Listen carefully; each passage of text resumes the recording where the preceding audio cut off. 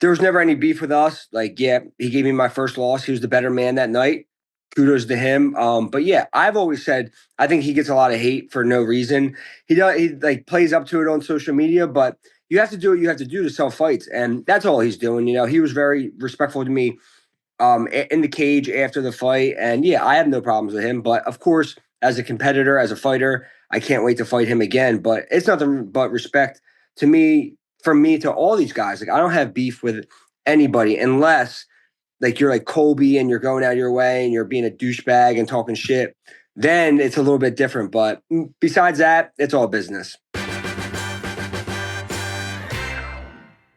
Coming off a statement win over former champion Leon Edwards, and he is now the number 1 ranked welterweight in the UFC. It is my great pleasure to welcome in today Sean Brady. Sean, how are you? I'm good, man. How are you? Thank you for having me on.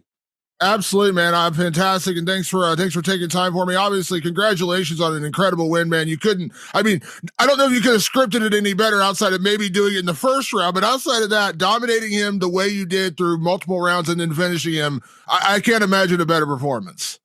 Yeah, to be honest, like you said, I think even finishing him a little bit later is a little sweeter, Getting cage time is probably the most beneficial thing we can get as fighters. And yeah, so to get in there, fight him 4 rounds, and then get the finish in the 4th, it couldn't have went any better.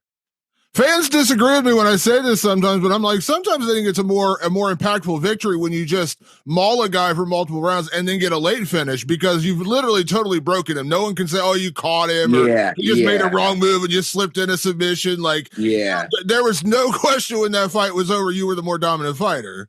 No, I agree 100% with that. Like anyone can go out there, you get caught with one big shot, you get put away.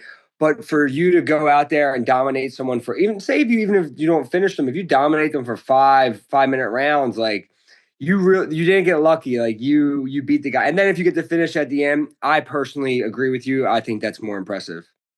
Now, obviously you go over there expecting an absolute war because that's just what you have to prepare for. But yep. I mean this in the absolute most respectful way. But was this an easier fight than even what you expected? Because the way you dominated him, like obviously like Belal went out there and took him down, but he didn't maul him on the ground the way you did. You mauled him on the ground multiple times, and then obviously got the submission. Like, did it go even? I hate to use the word easy. It no, like, I know. Did it go easier than you expected it?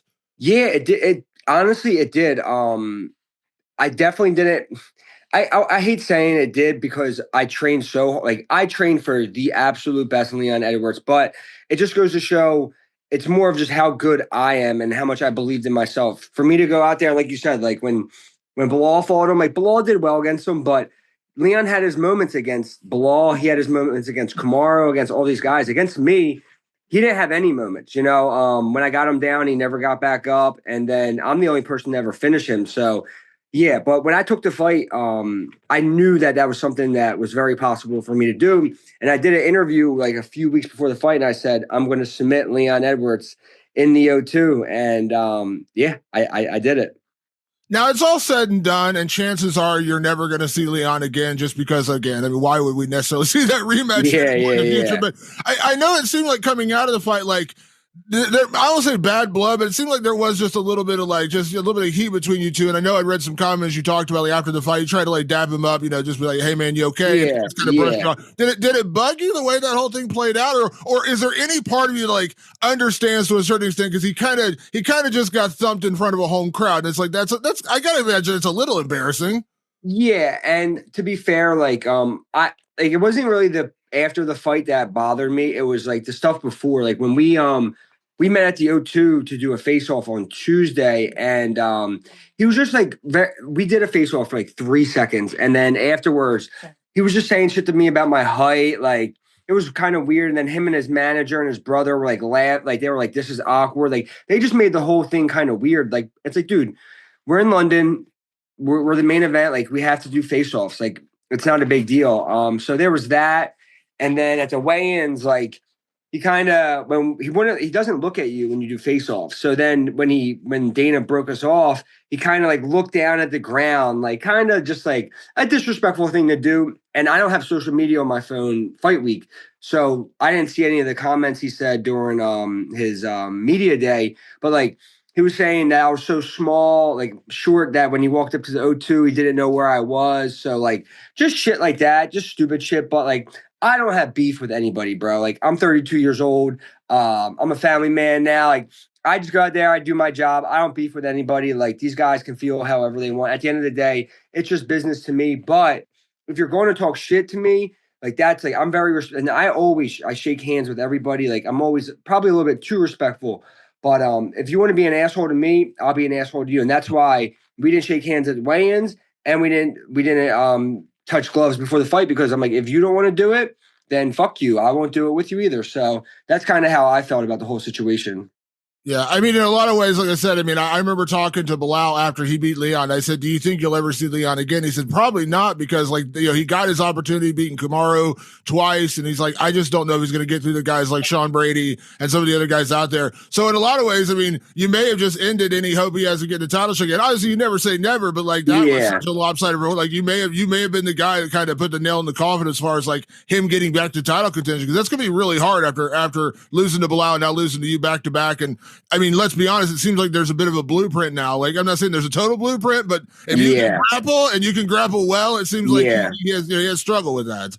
Yeah, well, and to be fair, that blueprint has always been there. I just don't think people have. When I get ready to fight somebody, I go back and I watch every single piece of film I can watch. So I watched Leon's first UFC fight to his last UFC fight, and it was there. It was there. I just think that I did it better than anybody else did it. And clearly because I got the finish.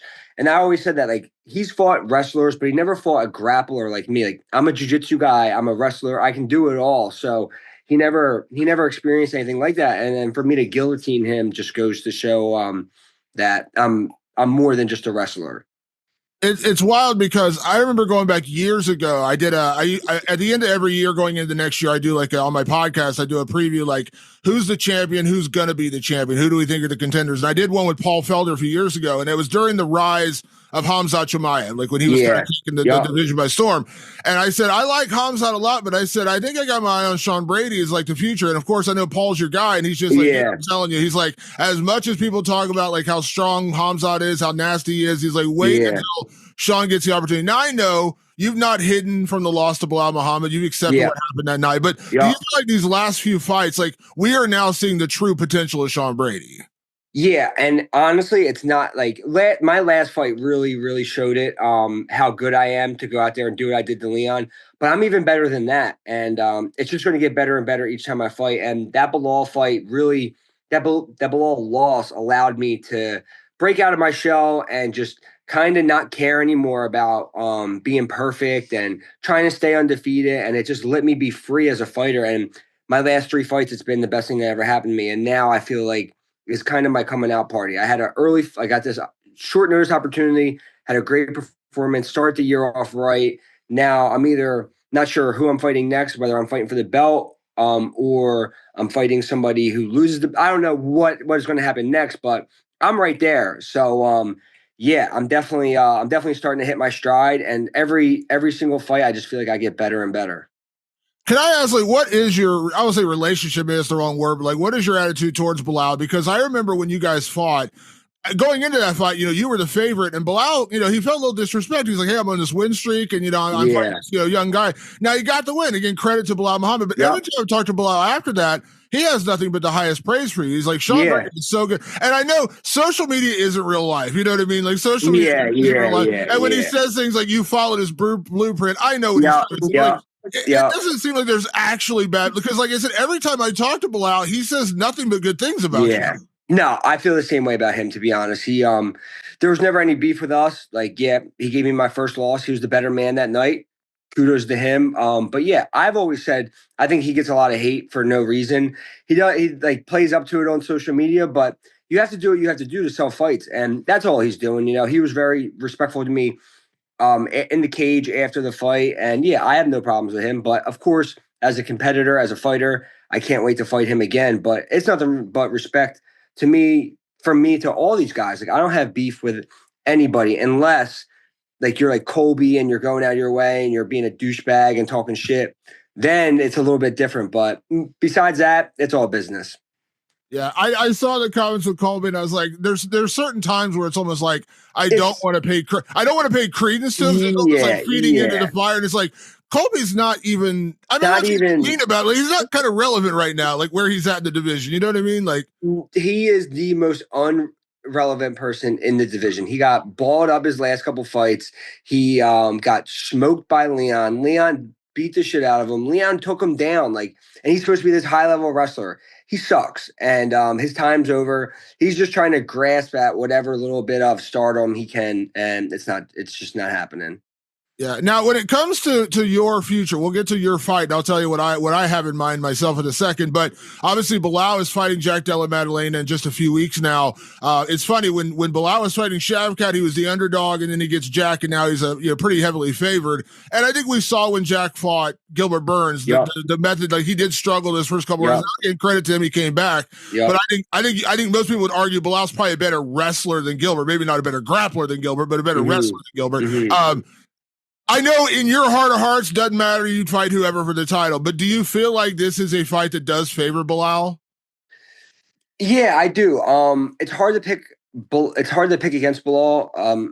Obviously, what he's been doing as of lately is really fucking good. Look at his resume is really good. So, yeah, and we've seen Jack struggle against a few different wrestlers. Gilbert, his fight before that, he got taken down. So it's hard to pick against Belal, but Jack does hit extremely hard. He has very good boxing. So it's going to be a very interesting fight. Of course, I'm rooting for Belal because I want to fight him for the belt. You know, we have that backstory. But I'd even fight Belal if he lost and to fight for the belt after that. So yeah, however it plays out, it plays out. But yeah, I'm rooting for Belal.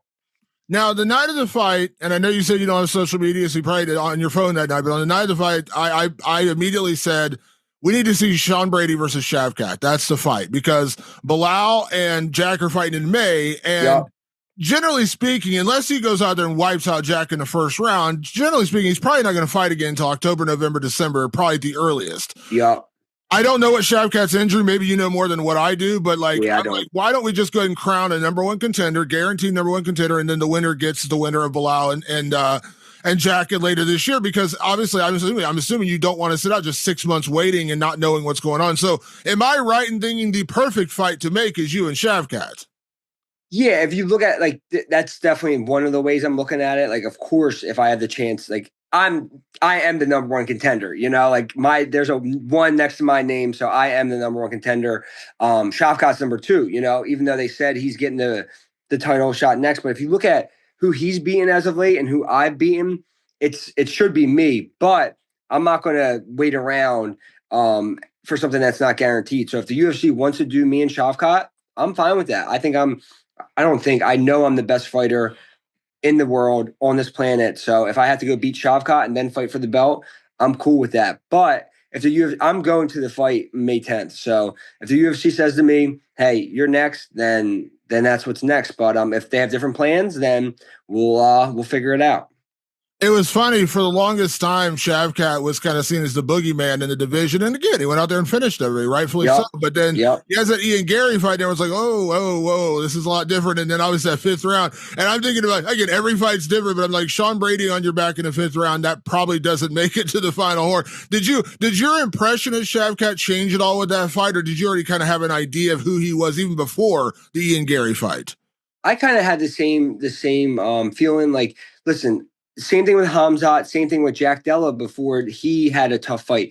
These guys all look like the boogeymen, but if you go back far enough in their records or like you can see them lose a fight or like everyone has holes and everybody's human. So eventually you get exposed, just like Hamzat did with Gilbert, Shavkat did with Ian. So if you go back far enough, you can find stuff. And I know these guys in the gym, like everyone is human. So yeah, like I was very impressed with Shavkat up until that point, but it's still a guy I think that I'm very favorable to fight against. And when you think about resume, and this is not a knock on Shavkat, I think beating Ian Gary is a good win. That is a solid win. But before that, he beat Wonder Boy. And I love Wonder Boy. Wonder Boy's a legend. Yep. Wonder Boy at 41 now is not the same Wonder Boy that was fighting Tyron Woodley in 2015. Yeah. So, like, I think your statement win over Leon Edwards is, I'm not knocking it. I think it's just a bigger, better win. And you became the first guy to ever finish him. When you look at Leon's resume, say what you will, he's fought everybody. And he's, and at worst, his worst loss was a decision to Kamaru Usman and a decision to Belal Muhammad. So I think that says a lot. Yeah, for sure. If you, like you said, he's fought everybody. And most of the guys he beat, like he was on an amazing run. Then Belal beat him. Then I finished him. So, and like you said, Wonder Boy, amazing fighter, but he's not the Wonder Boy that was stuffing all of Tyron Woodley's takedowns back in the day. So, yeah. But at the end of the day, the UFC is going to do what they want, and yeah, I'm just taking some time right now, making sure my body's healthy, spending some time with my family, and then whenever the UFC comes calling, we'll get it figured out. Can I ask, is there any relevancy whatsoever right now to Kamaru Usman? Because I know he mentioned your name, and I know he's a legend, of course, but he's also been out for over a year. Yeah. And I don't like, listen, you will not find a bigger Kamaru Usman guy. I love Kamaru. I think he's a legend, but obviously he's been out for a long time. He's coming off a couple losses. Does that one even get on your radar? I like Kamaru too. And it's funny because before I got the Leon fight, I was trying to get a fight with Kamaru. I personally DM'd him. He was super respectful back. I was trying to fight him in Miami, but he was saying like he had some stuff going on. He couldn't be ready by then. So I was like, all right, cool. Moved on. And I was always like, my manager Lloyd's was asking the UFC for that fight, and they just never got back to us pretty much with anything. Now I go out there, I beat Leon. Now he's saying my name, which is pretty funny. But I mean, maybe like if the UFC says we want to do you, like Kamaru's a former, like one of the best welterweight champions of all time. You know, he had an amazing run, and yeah, like if they offer that to me, like it's definitely something I'd have to think about, because at the end of the day, I want to look at my record and have all these names on there. So if I put him on there as well, that would be a nice feather in my cap for sure. But who knows?